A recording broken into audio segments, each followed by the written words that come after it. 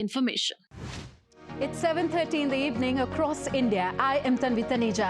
Live from New Delhi, you're watching DD India Global. We'll bring you the day's big stories from across India and the world. My colleague Tapas Bhattacharya will join me from Dubai, UAE in the bulletin. But up first, let's take a look at the headlines. COP28 formally approves climate disaster fund arrangements, hosts UAE and Germany to contribute $100 million each to the fund. Indian Prime Minister embarks on a two-day visit to Dubai. As a blistering heat wave swept the world in July, year 2023 set to reach global warming of about 1.4 degrees Celsius above pre-industrial levels, breaking the records of 2016.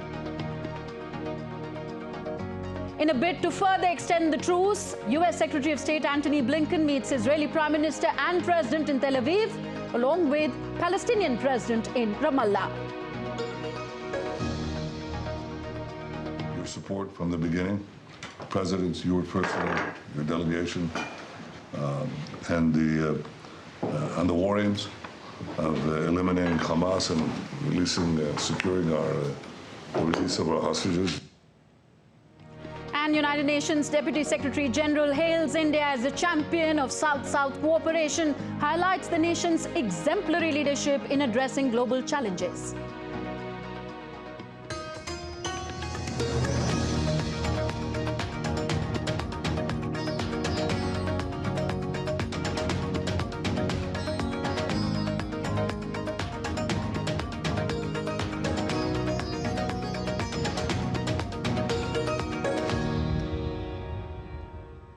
So up first, updates on the Israel-Hamas conflict. As Israel and Hamas struck a last-minute deal on Thursday to extend their ceasefire for the seventh day, a ramming attack was carried out in the West Bank's Jordan Valley, where the driver rammed into an Israeli checkpoint, injuring 2 soldiers. The driver was immediately neutralized by the Israeli troops at the scene. At least 3 people were killed and 8 others injured in a shooting attack in Jerusalem. The Israeli police said 2 Palestinians behind the attack were neutralized on the spot. The police added the attackers opened fire at the people standing at a bus stop. Meanwhile, Israeli National Security Minister Itamar Ben-Gvir visited the site and said that this incident proves why Israel must continue to fight Hamas. This event proves again why we must not show weakness, why we need to speak to Hamas only through the scoops, through the war. Against Hamas we must fight. This event proves another thing, how important the policy of distributing weapons is, despite the criticism. I will continue with this policy of distributing weapons everywhere. Israel and Hamas struck a last-minute deal on Thursday to extend their ceasefire for a 7th day. The Israeli army said that the truce will continue as mediators sought to secure release of more hostages held by Hamas in exchange for prisoners. Washington says it hoped that the truce could be extended further to free more hostages and allow aid to reach Gaza. US Secretary of State Antony Blinken met Israeli Prime Minister Benjamin Netanyahu and President of Israel Isaac Herzog just hours after Israel and Hamas extended their temporary truce. In Jerusalem, Blinken held talks with Netanyahu and his war cabinet, underscoring the importance of extending the truce as they discussed the next phase. Netanyahu thanked the US for securing the release of Israeli hostages. Issues that we want to talk about. So I want to express our appreciation for your support from the beginning. Presidents, you personally, your delegation, and the war aims of eliminating Hamas and securing the release of our hostages. You've been very, very helpful. We appreciate it deeply. We'd like to talk to you about that. US Secretary of State Antony Blinken also held talks with Palestinian President Mahmoud Abbas in Ramallah in his latest bid to ease civilian suffering in the Gaza Strip. Now, Ukraine's President Volodymyr Zelensky had visited troops close to Kupiansk sector of the front line in northeast of the nation. Ukrainian President Zelensky shared a video of himself visiting a command post in the area alongside one of Ukraine's top generals. The president thanked the troops for their sacrifices and asked them to be strong and not to lose initiative in defending Kharkiv region. I wish you victory, strength and continued will to defend Kharkiv region, every village and every square meter of our land. Glory to Ukraine. Overnight, a series of Russian missile strikes in Ukraine's eastern Donetsk region resulted in 1 fatality and injuries to 10 individuals. Targeting 3 settlements predominantly under Russian occupation, the onslaught caused harm to a family with 4 children, including 2 13-year-olds. Significant damage was inflicted upon an apartment block, 9 private houses, a police station, as well as numerous cars and garages.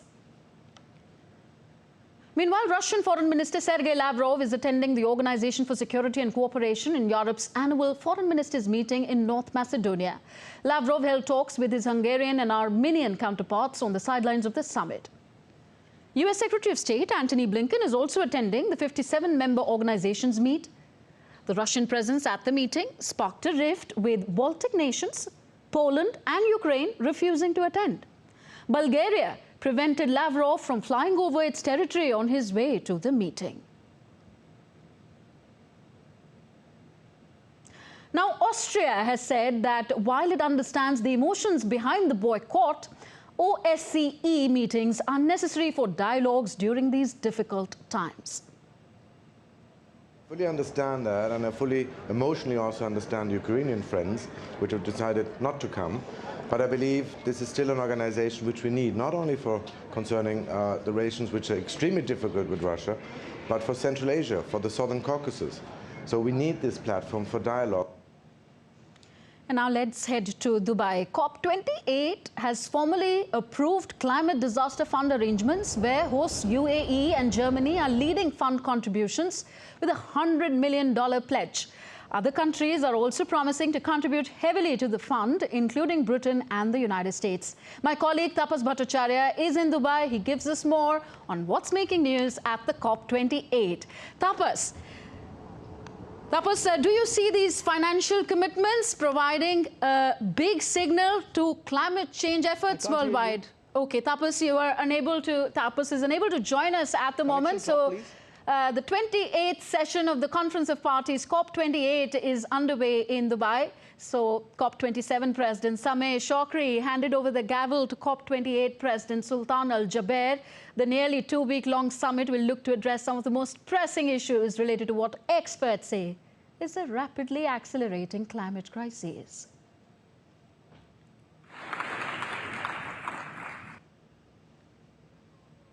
Mindset. I ask you to adopt a different way of thinking, and I ask you to be flexible. We must ensure that this COP delivers the most ambitious global stocktake possible. So let's work efficiently. Let's agree on the agenda and move to text quickly. We have no time to waste.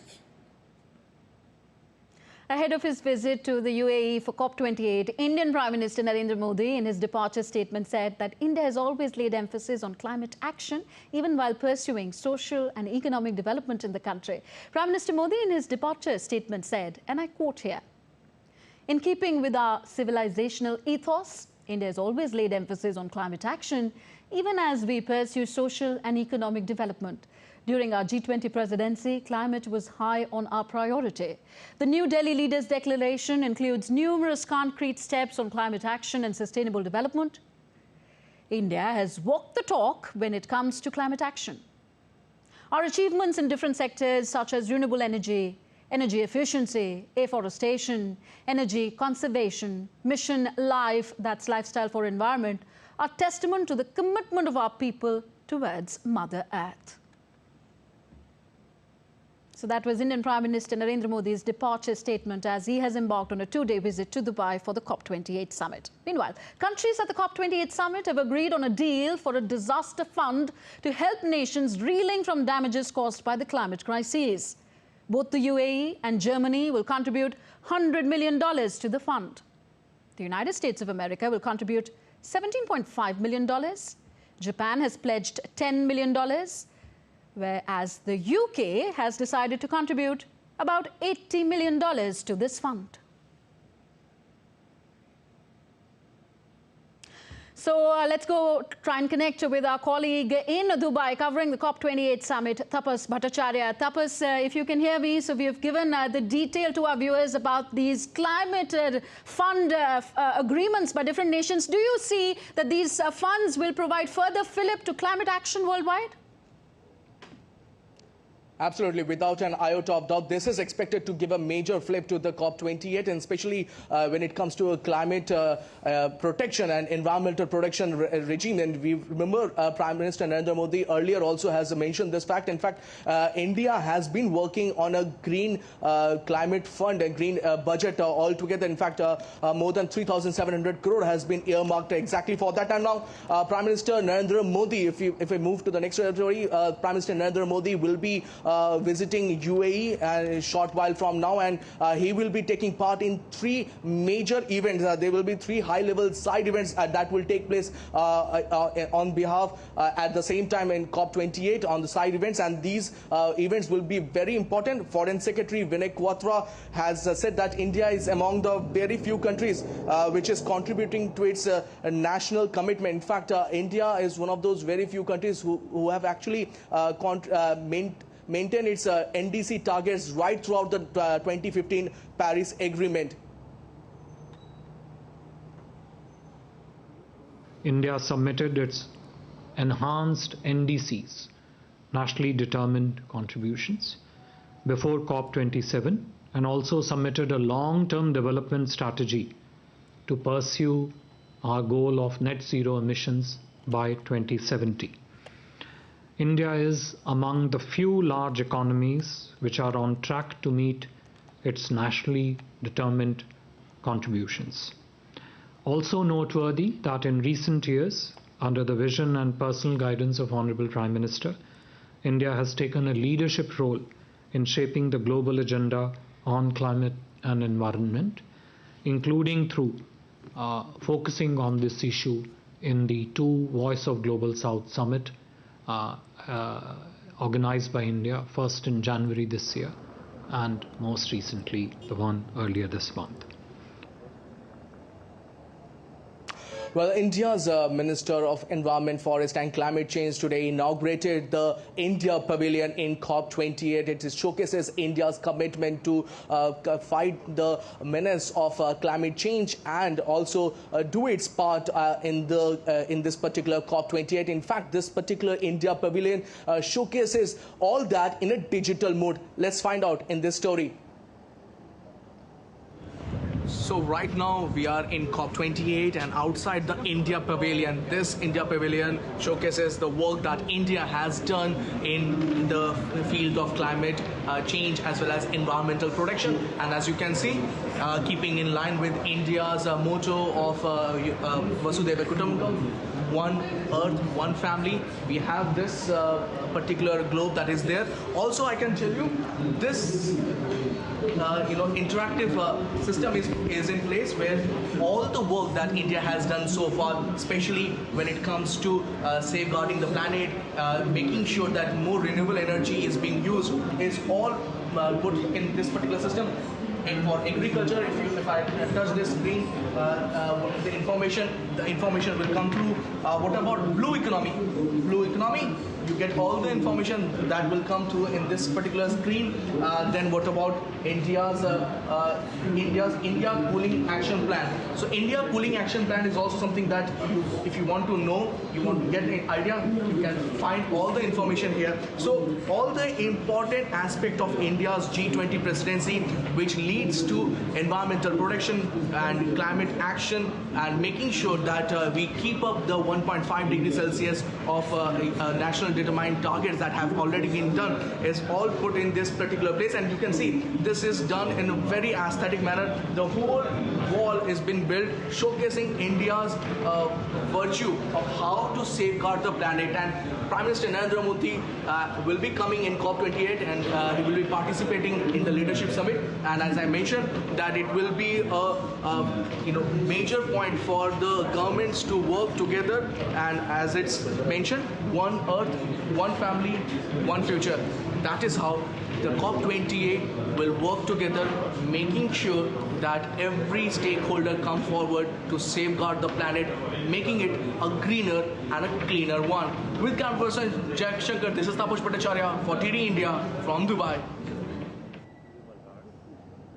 Well, earlier I spoke to UK lawmaker Barry Gardner about how both India and UK can work towards climate financing, and he spoke about the fact that it is Indian Prime Minister Narendra Modi who actually is leading from the front in that aspect. Listening to what he has to say further. How do you see the developing countries, especially UK and India, coming together and making this COP28 a major success? Well, look, we know that India and the UK played a huge joint role in Glasgow 2 years ago. That was when Prime Minister Modi announced, yes, he made the pledge about the Green Grid Alliance, building on the work of One Sun, One World, One Grid. And I think that is something which now needs to be given deeper roots at this COP, where the UK and India will be working very closely together. But I think it's also an opportunity for us to begin to talk about the way in which we should be aligning our financial sector and making sure that this is being driven through the boardroom, through companies, through businesses. And to do that, governments need to set the right corporate framework. So this is about changing from voluntary reporting to mandatory reporting. How do you see Prime Minister Modi's leadership shaping the voice of the Global South and bringing both, developed and the developing countries together? Well, I think that's really important because obviously India, the transition that India has made under his leadership and over the past really couple of decades has been enormous. And we're seeing India now not just as a regional superpower, but as a global superpower. So to have that powerful a voice is really important for those countries who don't have that same clout at the table. I think these are issues that I've no doubt Prime Minister Modi, when he arrives tomorrow, will want to be addressing. He will want to be showing the leadership that he did at the G8. He'll be wanting to remain, as it were, the champion of those nations and giving them a very powerful voice at the COP, because they're the ones who are feeling the extremities of climate change now. Barry Gardner saying that it's high time that both countries come together. In fact, all the countries in the world need to come together to make sure that COP28 become a success and we keep up with the project of 1.5 degrees Celsius on road and make sure that it works for a clean and a greener planet. With camera person Rajesh, this is Taposh Bhattacharya for TD India. Right, calling UK leader in climate policy, UK Prime Minister Rishi Sunak has said that his country is working and will be working to make sure that they make this net zero part, they take the net zero goals are put in place in an effective manner and in a cost-effective manner. So Rishi Sunak has been talking a lot about the fact that the country is working in tandem with other countries, and they have set up this goal to become net zero, and they want to do it in an effective manner so that it doesn't hurt the common people at the same time. World leader when it comes to climate. That's what the stats show. We've reduced carbon emissions in this country faster than any other major economy. Our targets for the next few years are also more ambitious than any other major economy, and because of that I thought the right thing to do was to ensure that we get to net zero in a pragmatic and proportionate way that saves working families thousands of pounds. Well, that's all from me in Dubai. Tanvi, toss up back to you for more news and updates in TD India. Thank you, Tapas, so much. Tomorrow is a big day. Indian Prime Minister, in fact, India will co-host 2 side events about this Green Credits program and the leadership program. We look forward to your updates coming from Dubai. Thank you, Tapas. Tapas Bhattacharya joining us from Dubai. You're watching DD India Global. Still to come on the show. Calling US double-faced, North Korea says it will never hold negotiations over its sovereignty with Washington. Taiwan urges its vulnerable citizens not to visit China as outbreaks of respiratory illness affect Beijing and north of the country.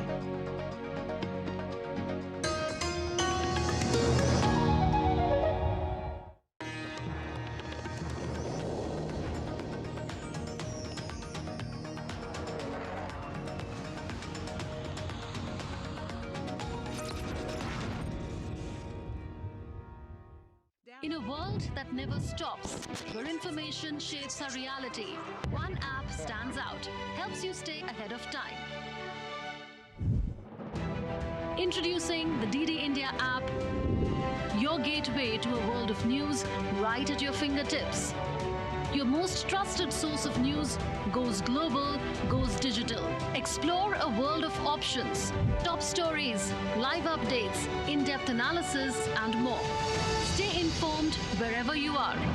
Real-time alerts keep you ahead of the curve always. The DD India app, connecting you to the world one story at a time. Download now and explore the world of knowledge, insights, and authentic information.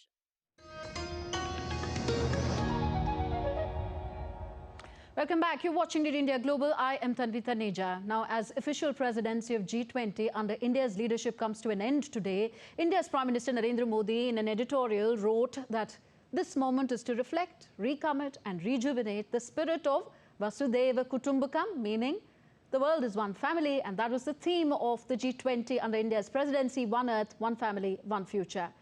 Prime Minister Modi further asserted that India during its presidency sought to offer the world an alternative to status quo, a shift from a GDP-centric to human-centric progress. India aimed to remind the world of what unites us rather than what divides us. The Ministry of Finance recently organized a national workshop on advancing the sustainable finance agenda, aligning with the G20 event on implementing the SFWJ recommendations. The workshop featured sessions dedicated to discussions on advancing actions outlined in the New Delhi Leaders' Declaration. For the world as a whole, we are going to achieve the SDGs now in 2078. If I remember the year right, not 2030. Compared to many of the so-called developed countries, all countries are off track. But compared to many of the developed countries, so-called developed countries, India is less off track. Now, calling US double-faced, North Korea said it will never hold negotiations over its sovereignty with Washington. Senior official Kim Yo-jong, sister of North Korean leader Kim Jong-un, said that Washington was offering to hold talks while ramping up military activities in the region.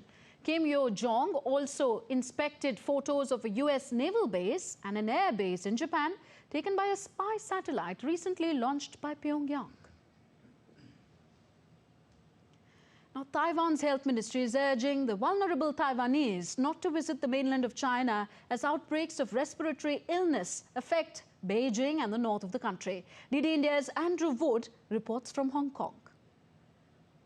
Well, relations between Taiwan and the mainland of China, the People's Republic of China, are not great this year. The mainland has been sending a lot more warplanes and naval vessels into sea lanes and territorial waters that Taiwan claims as its own, and also to airspace as well. And the advice from Taiwan to its citizens about not visiting the mainland because of this outbreak is not going to help, I think. It's not everybody. It's not the Taiwanese government is not saying to everybody in Taiwan don't visit, just people who are very young, very old, or whose immune system is compromised in some way. I mean, clearly China's health system is being stressed and strained a lot by these outbreaks. There are two main parts, an increase in pneumonia amongst young children and an increase in flu as well amongst adults. And we seem to be a little way away yet from these outbreaks peaking.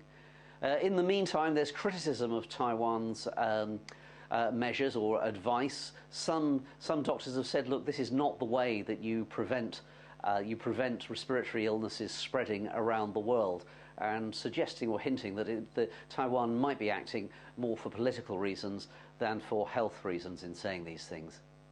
In Hong Kong, I'm Andrew Wood, reporting for DD India. And now we take a look at other stories making news around the world. The year 2023 will reach global warming of about 1.4 degrees Celsius, above pre-industrial levels, breaking climate records of 2016, according to the recent data released by the World Meteorological Organization. This data was revealed on Thursday. Scientists further warn that the coming years will be even warmer. Construction work is underway to finish building a giant basin that will help manage pollution levels in Paris's River Seine. Efforts are in full swing to make the iconic body of water swimmable ahead of Olympics 2024.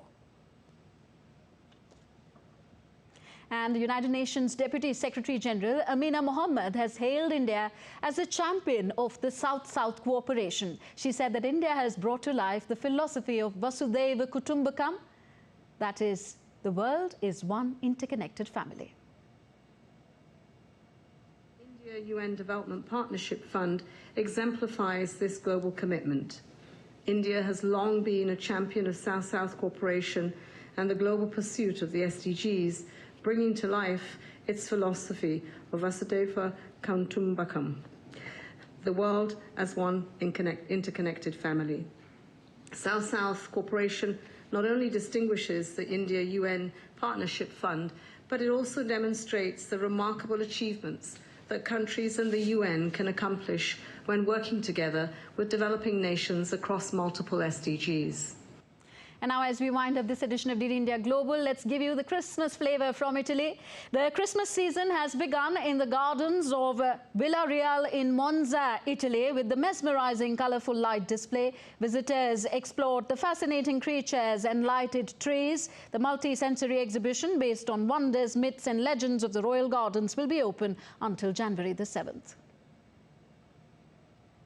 So that's it in this edition of DD India Global. Join us tomorrow at 5 p.m. and 7:30 p.m. Indian Standard Time. You can connect with us on Facebook, X, formerly Twitter, and Instagram at DD India Live. You can also find us online at ddindia.co.in. We will be back as more news unfolds here on DD India. I'm Tanvi Taneja from my entire team in New Delhi. Thank you for joining us. Namaskar.